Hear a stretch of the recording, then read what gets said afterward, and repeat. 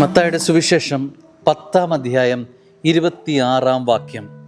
നിങ്ങൾ അവരെ ഭയപ്പെടേണ്ട, എന്തെന്നാൽ മറഞ്ഞിരിക്കുന്നതൊന്നും വെളിപ്പെടാതിരിക്കുകയില്ല, നിഗൂഢമായിരിക്കുന്നതൊന്നും അറിയപ്പെടാതിരിക്കുകയും ഇല്ല. നിങ്ങൾ അവരെ ഭയപ്പെടേണ്ട, ഭയപ്പെടേണ്ട, ഭയപ്പെടേണ്ട.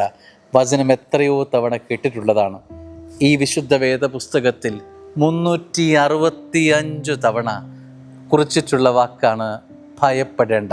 365, ഒരു വർഷം 365 ദിനങ്ങൾ.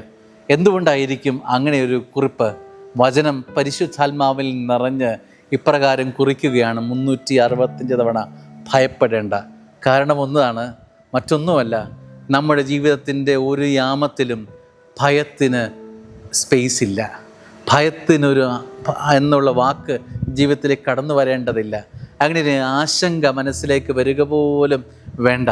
കാരണം നിൻ്റെ എല്ലാ മിനിറ്റുകളും, നിൻ്റെ എല്ലാ മണിക്കൂറുകളും, നിൻ്റെ എല്ലാ യാമങ്ങളും, നിൻ്റെ എല്ലാ ആഴ്ചകളും, നിൻ്റെ എല്ലാ മാസങ്ങളും, നിൻ്റെ എല്ലാ വർഷങ്ങളും സ്വർഗത്താൽ തീരെഴുതപ്പെട്ടിട്ടുള്ളതാണ് എന്ന്.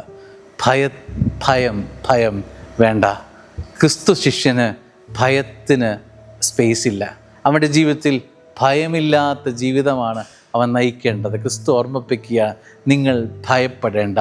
നിങ്ങൾ അനേകം കുരുവികളെക്കാൾ വിലയുള്ളവരല്ലേ, സ്വർഗം തിരഞ്ഞെടുത്തതല്ലേ. അതുകൊണ്ട് ഭയം എന്നത് ഈ ഭൂമിയിൽ ഇല്ലാതെ നിനക്ക് ജീവിക്കാൻ കഴിയുമോ? സുവിശേഷം എന്നെ ഓർമ്മിപ്പിക്കുക, ഭയപ്പെടേണ്ട. കാരണം നീ ക്രിസ്തുവിൻ്റേതാണ്. ആമേൻ.